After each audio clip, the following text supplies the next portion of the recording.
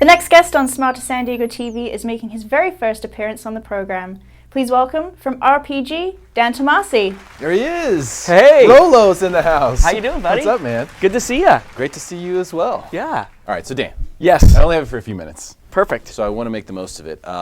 Rancho Bernardo. Yes. This is your hood. It is. We've never talked about it on the show before.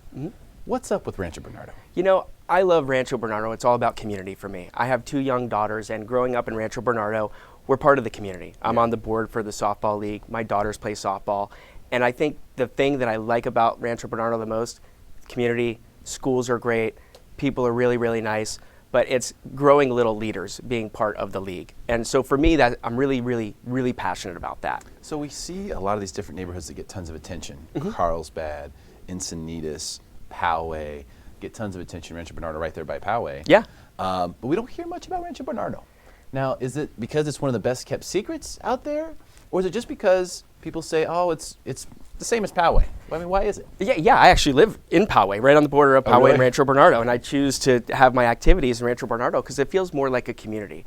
And I think there's not a lot of moving in and moving out, and it shows in its numbers. You know, listing inventory, you know, we're at 1.9 months of inventory on the market.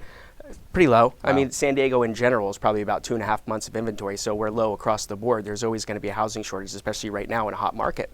But I think it's kind of a best kept secret because there's not a lot of transients in and out. It seems like everybody in the community goes out and enjoys things together. So you kind of keep it to yourself a little bit, but you always invite your friends out and in and, you know, check it out. How has the real estate market performed there versus, let's say, the rest of San Diego? Yeah, I think it's kept pace with the rest of San Diego. Days on market are down like the rest of San Diego. Poway days on market aren't down as much as Rancho Bernardo, but I think there's a little bit of a dichotomy of inventory in Poway because you have the really expensive homes over there as well that sit on the market a little bit longer. But you know, Poway and Rancho Bernardo both have performed well. Rancho Bernardo more so than Poway. So we're coming off another great year for San Diego real estate. Yes. 2015, wrapping it up. Looks like prices will be up close to 10% or so, depending on how it finishes out. Which is just crazy to me that we've been able to have that another year like that. Yep. Tell me, Dan, Rolo, 2016 will be better or not as good as 2015 for San Diego? I'd say 7%.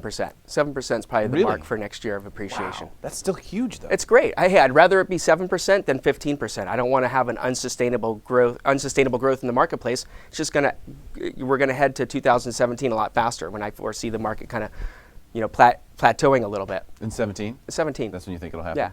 Okay, so we got another good year in us then. Yeah, and I don't think it's going to be like the last downslide where, you know, all that subprime stuff just really hammered the market. I think it's going to be just a little bit of a more equal market, so to speak. Yeah, you know? That's kind of the thing. It's like when you see a sustainable growth that feels good, Yeah. I almost feel like we need to take a breather. I Yeah. feel like it'd be nice if 16 we were down 4 or 5%. And people would go, oh, no, it's down. But I'd say, no, that's good. Yeah. Because if it's down 4 or 5%, that keeps it down from being down 10%, you know, when we do see a correction or something like that.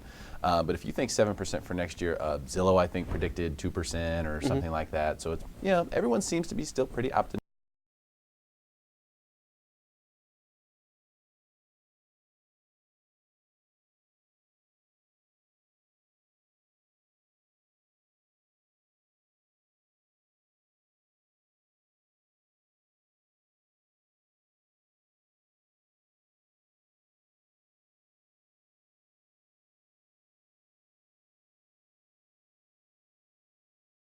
Country are sub-zero right now. So, you know, people want to move to San Diego, and we don't have as much new construction to keep pace with that. And then, of course, our housing inventory, I think what we have now is a lot of rate lock. I think I talked about this maybe last time we were on the show. People have low interest rates. They don't want to move. Their housing expense is a little bit lower right now. So I think that's contributing to the, you know, lower housing inventory out there for resale homes. Yeah, because what if you are a home seller? Because I look at this particular moment in time and I say, gosh, prices are up so much. It might be a good time to be a seller. But that's like a catch-22. Like if I sell my house today, even though I might get a good price for it, where do I go? Yeah. What am I going to get? You know, because you got to live somewhere. Yeah, you got to live somewhere. And, you know, my recommendation would be to make sure that you have your next house tied up before you let go of your other house.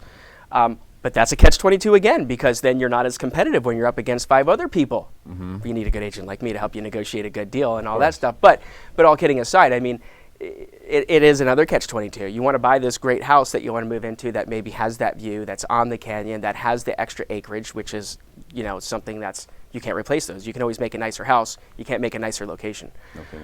So you really, how do I do this? Where do I go? You still need to be priced right, even in this hot market. You think so? Yeah, absolutely. Give me some advice for buyers. The market's been up year after year after year. A lot of people waited. Now they're looking at the same house. It's $80,000 more than it was when they first started looking 2-3 years ago. Yeah. What do you tell buyers today? I tell buyers, this is going to be your house. Don't focus on where the market's been or where the market's going. You're likely going to be in this home for 7 or 8 years. You're going to be okay. It's going to be your home. It is an investment. The investment will take care of itself. It's not a stock where you want to buy and sell and make a lot of money. You're there to raise a family. You're there to, have what you call home. Yeah. So take your time, make a good decision, and don't overthink it. Yeah, that's great advice. Don't overthink it, because that's what happens. Oh, yeah. Unfortunately, with all the online information and all the stuff that's out there, now people are just sort of paralysis by analysis. And I see a lot of buyers in that situation right now. So I feel like we have two things kind of working for us. If we see both of them go the right direction, we could see the market go much, much higher. Yeah. If we see those buyers get off the fence, and if we see some of those sellers also get off the fence at the same time, both of those things are going to push the market much, much higher. So it's a really interesting situation. The market could stay flat, or it could go down a tad, or go up a tad, but it could go up a lot. I don't think it could go down a lot at this point in time. Yeah. Yeah, and then you have all the 21, 22, 23-year-olds, which is the biggest buying segment, that have been held back a little bit because of student debt. Right? Oh, okay. 20% of their incomes on average goes towards paying off their student debt. But once they get past that and realize they don't need as much money for a down payment, and don't read all of the headlines and read all of the information that's out there, it's like, you have a cut on your hand that's not healing, so you go to WebMD. Right. Next thing you know, your leg's going to get chopped off or something like that, and you're freaking out. Consult a real estate expert and have them walk you through the process. Don't read all that excess information out there. Great stuff. Rolo, Dan Tomasi, appreciate you coming on the show. Thanks, Derek. Stick around for more Smarter San Diego TV, where we guarantee to make you smarter than everyone else, commercial free.